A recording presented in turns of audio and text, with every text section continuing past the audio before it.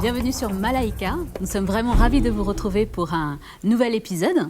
Aujourd'hui, nous allons parler de mariage. Pas n'importe quel mariage. Alors restez avec nous pour en savoir plus. Alors voilà, le thème du jour, c'est marié à un inconverti. Effectivement, c'est le cas de certaines de nos sœurs. Et nous allons essayer d'en parler aujourd'hui à la lumière de l'Évangile, bien sûr, avec Mama Audrey. Bien sûr, Nadège, avec grand plaisir.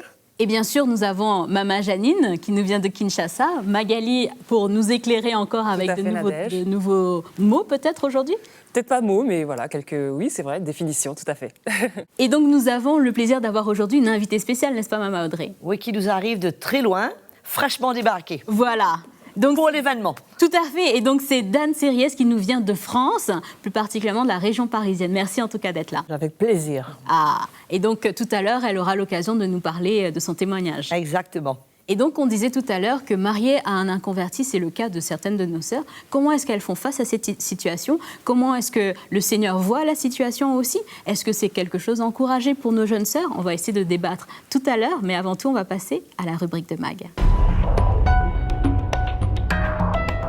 Donc voilà, Magali, tu nous disais tout à l'heure qu'il n'y a pas vraiment de nouveaux mots aujourd'hui, donc tu vas nous mettre dans un contexte. On va quand même définir, tout à fait, et puis aussi contextualiser, comme d'habitude, Nadège, Mama Audrey. Alors, qu'est-ce qu'un inconverti? Déjà, il faut le savoir. Pour une personne, c'est un terme qu'on utilise beaucoup dans le jargon chrétien, si vous le souhaitez, mais bon, ceux qui ne connaissent pas le Seigneur, c'est un petit peu un terme qu'on ne connaît pas trop. Alors, une personne inconvertie, c'est une personne que l'on ne peut pas convertir à une religion. Là, c'est la première occurrence. La deuxième, c'est que l'on ne peut pas faire changer d'avis aussi. Et ensuite, c'est que l'on ne peut pas changer. Voilà la définition que j'ai pu trouver dans un dictionnaire normal pour ce mot. Après, je suis allée chercher du côté du dictionnaire théologique, parce que je suis une bonne élève.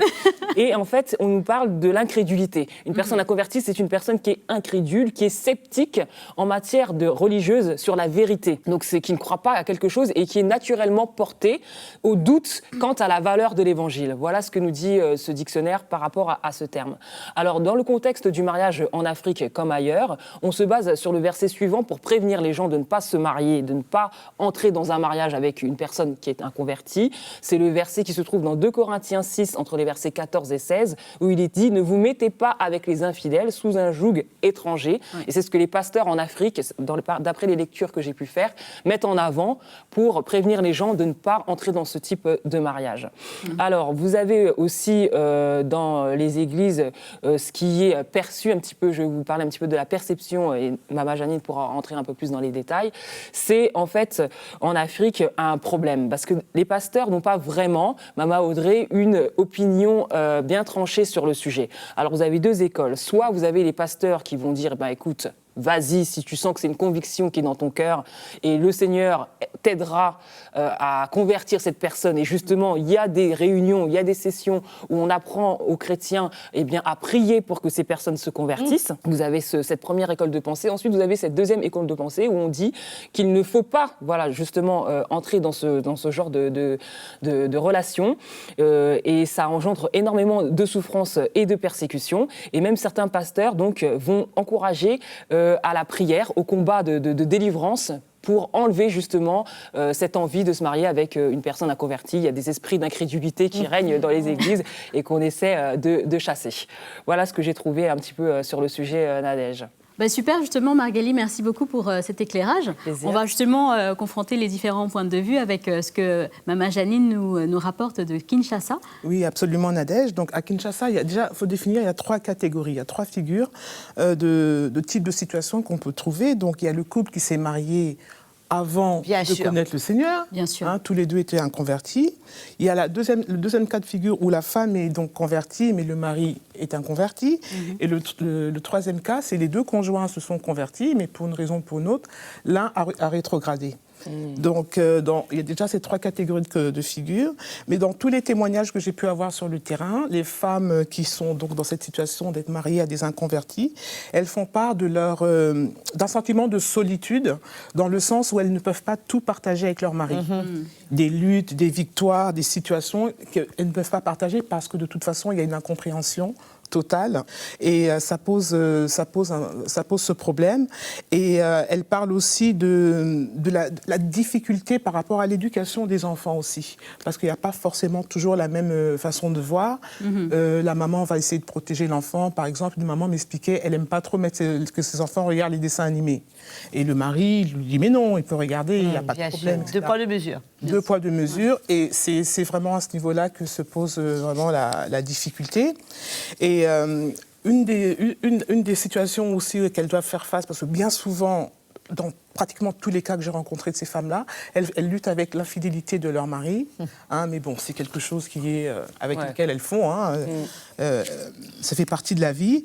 Mais elles font part de la rigueur qu'elles doivent avoir par rapport, par exemple, aux repas. Les repas doivent toujours être prêts en temps et en heure, parce que les maris ne comprennent pas pourquoi elles sont toujours à l'église. Et donc, dès qu'il y a une situation, dès qu'il y a quelque chose, oui, voilà, elles vont lui reprocher ça. Donc, elles doivent toujours faire attention à ce que les repas soient prêts et à ce que la maison soit irréprochable. Sinon, c'est l'Église qui est tout de suite accusée.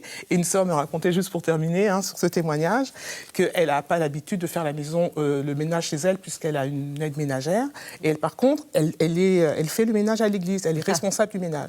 Et son mari ne comprend pas pourquoi elle va faire le ménage à l'église alors que jamais chez elle, elle ne touche un balai. Et donc voilà, elle dit, je ne peux pas lui expliquer. Même quand j'explique, de toute façon, il ne comprend pas. Donc ça donne lieu parfois à des situations un peu cocasses de ce style-là. C'est hyper intéressant quand même d'avoir les feedbacks des maris parce que on voit souvent la situation de la femme justement qui vit des fois la situation un peu de manière difficile, mais le mari aussi, peut-être il se dit l'Église quelque part me prend ma femme. Me vole ma femme. Et justement, Dan, pour nous situer un petit peu dans les 3 cas de figure que Janine nous a évoqués, est-ce que c'était donc un mariage avant conversion, après conversion ? Je me suis convertie, j'étais déjà mariée. Je me suis mariée en 1971 et j'ai rencontré le Seigneur en 1982. Super. Donc j'ai eu vraiment une conversion extraordinaire. J'ai donné ma vie au Seigneur et j'ai désiré le servir de tout mon cœur. J'étais vraiment zélée. Et cela, c'est clair, a posé quelques problèmes dans mon couple. Puisque, comme disait Maman Audrey à l'instant, c'est que mon mari a eu l'impression qu'on lui avait volé sa femme. Parce que ce n'était pas la femme qu'il avait épousée. Bien sûr. C'est clair. Puisque je n'avais plus du tout les mêmes désirs, je ne voulais plus faire la fête, je ne voulais plus... Il y avait beaucoup de choses que je ne voulais plus, que je ne désirais plus, les choses du monde ne m'attiraient plus. Et je voulais vraiment... Mon cœur était entièrement pour le royaume de Dieu. Je servais le Seigneur à fond. Et sans le savoir, mon cœur s'est endurci. Mon cœur s'est vraiment endurci vis-à-vis de mon mari. Et il en a souffert, il m'en a parlé après, bien longtemps après, quand il a pu me parler, quand il a eu accès à mon cœur. J'étais vraiment à fond dans mon service pour les réunions. J'étais dans les réunions, je prenais soin des sœurs et j'avais complètement mis mon mari de côté, sans le savoir. À cette époque-là, la tendance était de confesser la parole. C'était vraiment la parole de Dieu. Un de mes versets préférés, c'était « Crois au Seigneur Jésus et toi et ta famille, tu seras sauvé. » Exactement. Et ça ne s'est pas passé tout à fait comme ça. Pour ne rien vous cacher. Je me suis convertie en 1982 et c'est dans les années 2000 où j'étais exposée au message de la croix. Le Seigneur m'a montré mon état, m'a montré mon cœur, mes attitudes. Même mon cœur s'était endurci et que à la limite, le petit message que je passais, c'était tu n'en veux pas, tant pis pour toi, moi je fonce. C'est pas mon problème. J'avais simplement oublié qu'on est sauvé par grâce. Amen, amen. J'avais vraiment mis ça de côté et je ne comprenais pas pourquoi mon mari ne me comprenait pas, pourquoi il ne se donnait pas au Seigneur. C'était vraiment une incompréhension totale. Bien sûr. Et il en a vraiment souffert. Et le jour où dans sa grâce, le Seigneur m'a montré que mes attitudes n'étaient vraiment pas bonnes et qu'il avait besoin de travailler mon cœur. Je me suis humiliée, je suis retournée vers mon mari, je lui ai demandé pardon et les choses ont complètement changé. Incroyable. Et j'ai commencé à souffrir pour l'Évangile et j'ai réalisé que, en fait, c'était pas de sa faute. Mais oui. Il n'avait simplement pas la révélation du Seigneur et que c'était pas son jour, mais qu'il y avait un jour sur le calendrier de Dieu pour lui et qu'il fallait simplement que je patiente. Je sais que je continue à servir le Seigneur, mais avec un autre cœur. Amen. Et mon mari était en contact avec le cœur de Jésus petit à petit, que le Seigneur travaillait ma vie. Et la relation a été restaurée, et de plus en plus. Bien sûr. Il en souffrait, bien sûr, ce n'était pas évident, parce que c'est vrai que nous, les femmes, on parle souvent entre nous que c'est merveilleux de servir le Seigneur, mais quelquefois, il faut aussi entendre les maris. C'est ça. Et c'est exactement comme Maman Janine venait d'exprimer, que ce mari ne comprend pas que sa femme fasse le ménage à l'église. Et elle ne le fait pas Il y chez a elle. beaucoup de choses comme ça. Et c'est clair que j'avais vraiment à cœur, puisque j'avais vraiment la grâce de partir aussi en voyage missionnaire, mais que de prendre soin de lui, que les repas soient prêts, que, vraiment que tout soit organisé, afin qu'il puisse ressentir mon cœur, le cœur du Seigneur. Et il y aura un dénouement heureux, on va garder ça pour tout à l'heure. Amen. Le Seigneur est fidèle. Voilà, exactement. Mais c'est très encourageant d'entendre le cœur de notre sœur. Bah oui, et on a vécu cela de près, on a suivi cela de près. On connaît Dan depuis cette époque. Wow. Et on a pu cheminer ensemble, Dan. Ah oui. Et un long chemin. On a vu les merveilles du Seigneur. Super. Ben justement, moi, ma question, c'est par rapport à ce que la parole de Dieu dit, Maman Audrey, dans ce cas de figure, si on revient un petit peu à la parole de Dieu, que dit le Seigneur pour, par exemple, des sœurs qui envisagent le même cas que notre sœur Dan? La parole de Dieu est claire à ce sujet. Mais comme disait Maman Janine, et comme c'est le cas de Dan, elle était mariée. Voilà. Et c'est là qu'elle a connu le Seigneur. Ben, elle fait quoi? Ça, c'est différent. Voilà. Elle ne va pas changer de mari. Bien sûr. À moins que lui, il décide que ce n'est pas la femme qu'il a choisie, ce n'est pas la femme avec qui il avait décidé d'épouser. La Bible est claire à ce sujet. Elle lui dit si un frère a une femme non croyante et qu'elle consente à habiter avec lui, qu'il ne la répudie point. Si une femme a un mari non croyant et qu'il consente à habiter avec elle, qu'elle ne répudie pas son mari. Mais si le croyant se sépare, qu'il se sépare, le frère ou la sœur ne sont pas liés dans ces cas-là. Parce que Dieu nous appelle à vivre en paix. Amen. En d'autres mots, écoute, je t'ai épousé, tu faisais la fête, tu faisais ceci.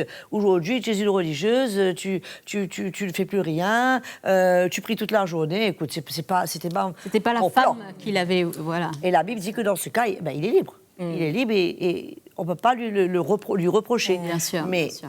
n'empêche que l'attitude de la sœur, elle, si elle est mariée à un non-croyant, qu'elle ne le répudie pas.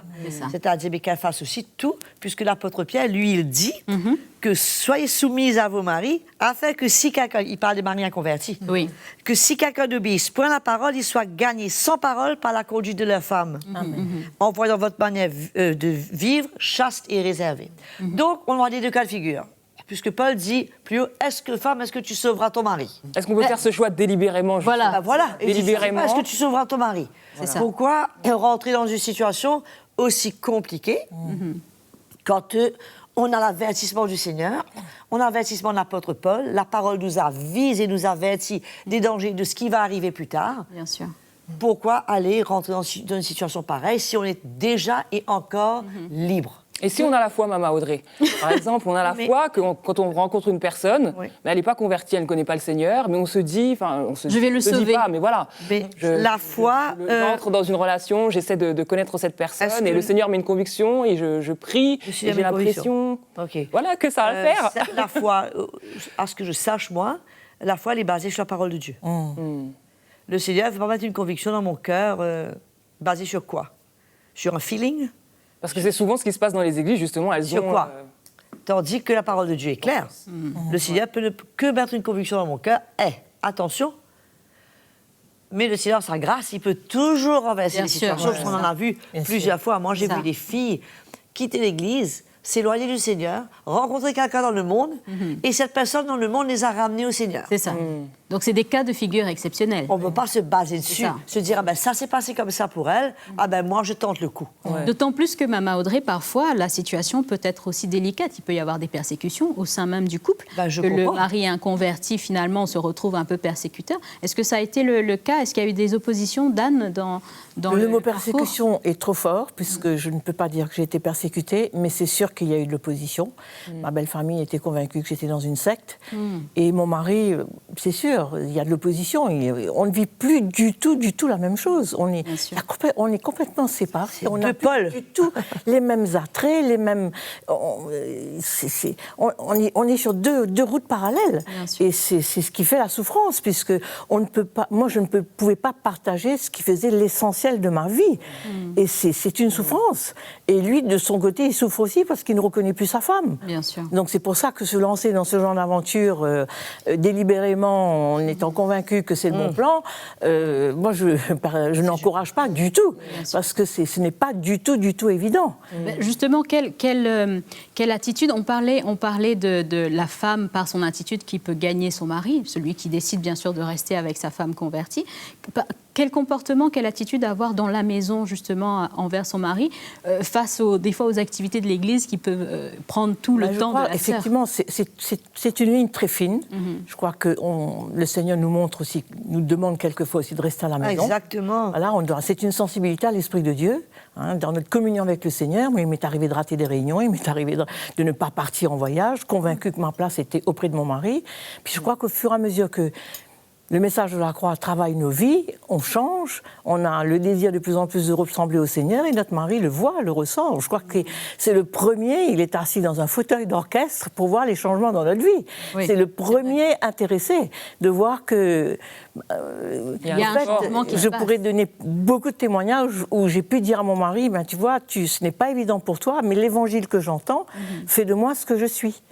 Et moi, je connais même le cas d'une sœur qui est mariée à un inconverti, justement. Et quand elle venait à l'église, il était tellement content, quoi. Parce que il vivait en paix dans sa maison. Il y avait une femme qui était bien.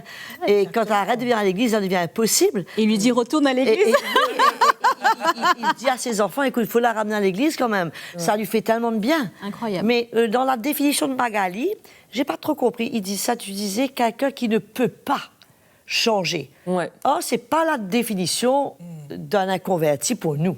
Bien sûr. Pour nous, les croyants, je crois qu'il faut définir. Là, c'était vraiment la définition du Oui, voilà. Il faut définir que pour nous, un inconverti, c'est quelqu'un qui n'est pas né de nouveau. Tout à fait. Et qui n'a pas Jésus comme Seigneur et Sauveur. Tout à fait.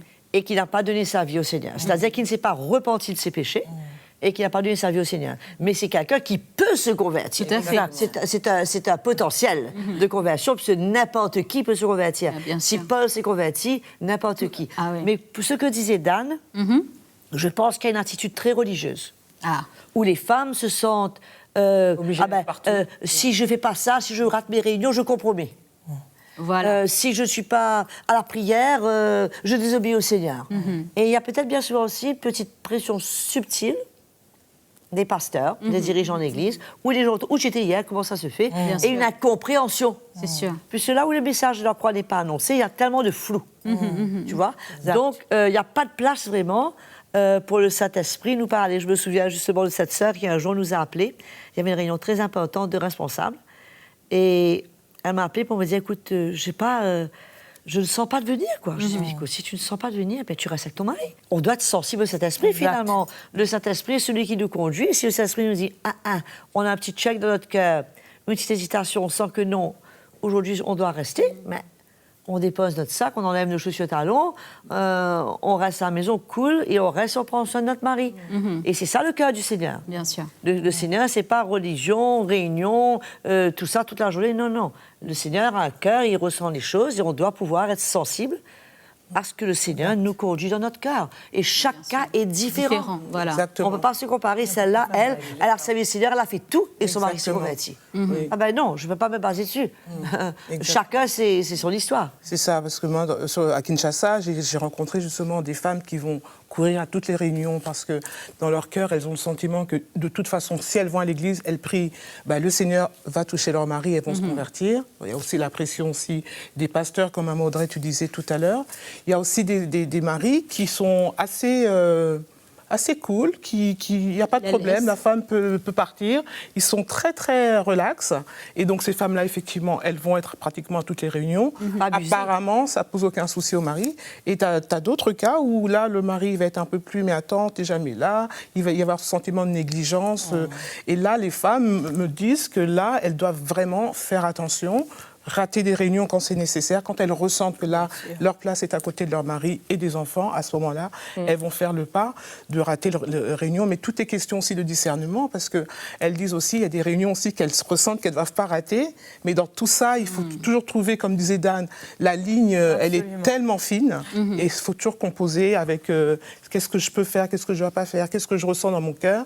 Et il ne faut pas aussi tomber dans l'autre extrême. C'est ça. Où j'ai tellement peur Voilà. que si je sers le Seigneur, mon mari va trouver une autre femme. C'était ma prochaine question. Comment prendre position justement par rapport à sa foi? Parce que quelque part, on veut vivre aussi pleinement pour le Seigneur. On ne peut pas vivre dans la peur non plus. C'est ça. C'est comme dit Janine, il faut être sensible à l'Esprit de Dieu, réaliser qu'on est dans une situation qui n'est pas idéale, C'est clair. qui est loin d'être idéale, qui n'est pas le plan de Dieu au départ, mais le Seigneur est capable de toucher notre mari, il est capable de, puisque c'est très compliqué avec un mari inconverti, comme disait Janine, tout à l'heure, maman Janine, l'éducation des enfants. C'est ça. Comment Un dit oui, l'autre Voilà. dit non, il n'y a vraiment pas d'entente au niveau du couple. Ouais. Donc l'idéal, c'est bien sûr que ce mari ou que cette femme se convertisse. Mais on ne peut pas vivre non plus dans la peur, puisque moi je connais des sœurs qui se sont converties, après elles se sont arrêtées là.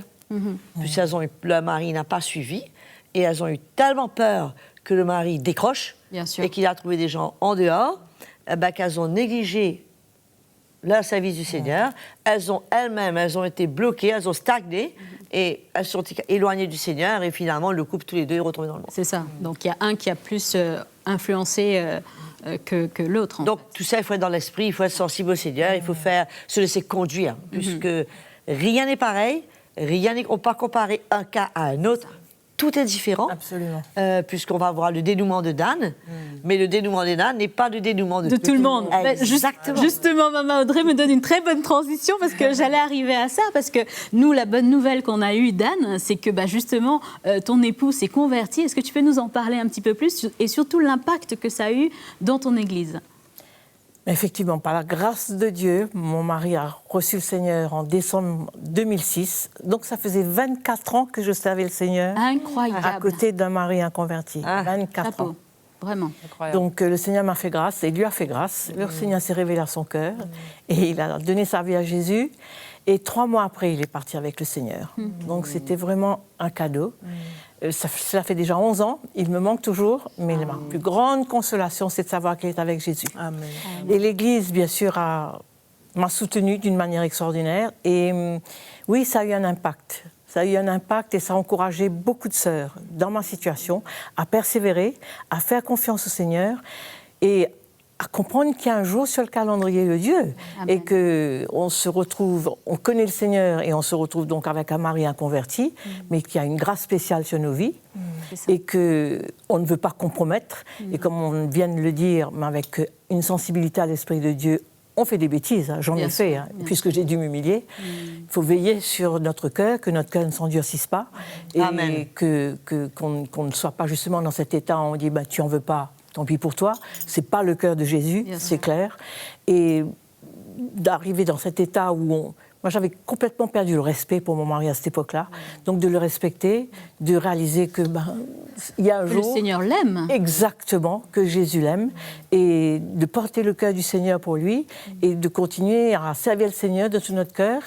Et ce jour est arrivé en décembre 2006 et je bénis le Seigneur et je lui rends toute la gloire. Parce que c'était vraiment une puissante conversion. Ces 3 mois ont été les plus beaux mois de ma vie de couple. Bien sûr. De pouvoir prier avec mon mari, de l'entendre prier. Enfin, oui. De l'entendre prier. Je me pinçais pour savoir si c'était vrai. Si c'était cet homme avec qui j'étais mariée depuis tant d'années. C'était glorieux. Il faut vraiment dire que c'était une conversion extraordinaire aussi. Hein. C'est pas une conversion du style petite conversion, c'était une conversion radicale. Vraiment. Et je crois que c'est important de mentionner quand même, puisque parmi les hommes qui nous écoutent, là, nos nombreux fans qui nous écoutent, et même ceux qui connaissent pas le Seigneur, justement, il faut savoir que le mari d'Anne était quand même un neurochirurgien. C'était pas quelqu'un là c'était quelqu'un de très éduqué, c'était un intellectuel, c'est un gars qui était très haut dans sa carrière. C'est bien de le mentionner parce que c'est souvent ces personnes-là qui sont... Voilà, des intellectuels. Parfois, pour eux, ils se disent peut-être la chrétienté, c'est trop banal pour moi, la chrétienté, c'est pas pour moi, moi je suis dans ce domaine, mais non. Le mari de Dan, Jean-Pierre, donc, était quand même un neurochirurgien, et dans toute son intelligence et dans dans le pic de sa carrière, quoi, puisqu'il était très, très apprécié, très connu dans son domaine. Il s'est humilié, il a reconnu Jésus comme son sauveur et comme son Seigneur. Et il ne savait pas à cette époque qu'il allait partir dans quelques mois qui suivaient. Mais le Seigneur connaît toutes choses. Et il a été fidèle. Il a répondu aux prières de Dan. C'est pas qu'il n'est pas fidèle quand quelqu'un d'autre se convertit. Bien sûr. Attention, voilà, c'est ça. Il a répondu aux prières de Dan. Et Jean-Pierre s'est glorieusement converti pour la gloire du Seigneur. Et je crois que ça... Moi, toute histoire qui commence bien finit bien, c'est génial. J'aurais juste en rétrospective comme ça demandé à Dan, est-ce que c'est un cas de figure que tu aurais recommandé à tes jeunes sœurs qui peut-être sont encore en attente du mariage, si tu regardes en arrière finalement le parcours que tu as eu? Non, définitivement pas. D'épouser un inconverti, non, certainement pas. Moi, je crois qu'il y a un plan de Dieu pour chacune de nous et qu'on attend que le plan de Dieu se réalise. Et si dans ce plan, il y a un frère, gloire à Dieu. Amen. Et si on doit servir le Seigneur célibataire, gloire à Dieu aussi. Amen. Amen. Amen. Amen. Maman Audrey, c'est vraiment encourageant. En tout cas, moi, je suis bénie d'entendre le témoignage de notre sœur Dan. On va devoir passer au mot de la fin parce que, bien sûr, le temps nous est compté. En ce qui me concerne, je crois qu'on a deux types de personnes qui nous écoutent. Des sœurs qui sont mariées déjà à des inconvertis et d'autres qui ne sont pas encore mariées. Donc, à celles qui sont mariées à des inconvertis, je crois que le témoignage de Dan et l'encouragement qu'on a pu témoigner aujourd'hui par rapport à leur attitude, surtout de ne pas arriver à mépriser leur mari, attention, et ne pas le laisser se sentir left out, en dehors de tout. Tout à fait. Et l'inclure au maximum, même qu'il ne comprend pas grand-chose. Et par contre, à celles qui ne sont pas encore mariées, je dirais feu rouge. Absolument. On se limite à ce que la parole de Dieu nous dit, pas au feeling, et on fait confiance au Seigneur pour sa vie, et on ne va pas au-delà des conseils et des recommandations du Seigneur dans sa sagesse, parce qu'il nous aime et qu'il veut que nous puissions vivre en paix. Amen. Amen. Sur ces quelques paroles, merci en tout cas, merci Maman Audrey, parce que je pense qu'il y a beaucoup de sagesse aussi dans ce qui est communiqué. Merci beaucoup Dan pour vraiment avoir pris le temps de nous témoigner ce parcours de vie vraiment exceptionnel. Et bien sûr, Maman Janine et Magali. Et nous invitons nos téléspectateurs et téléspectatrices à nous retrouver sur Facebook et surtout YouTube pour retrouver tous les épisodes de Malaika, toutes les saisons de Malaika sur YouTube. Je vous dis à très très bientôt et que le Seigneur vous bénisse. Salut à tous, merci en tout cas d'être là. Si vous avez été encouragé par cette vidéo, si vous avez été édifié par le programme Malaika, c'est très simple, APA. Aimez la vidéo, partagez-la autour de vous et bien sûr abonnez-vous, c'est le petit bouton rouge en dessous de votre écran pour être les premiers informés des prochaines parutions Malaika.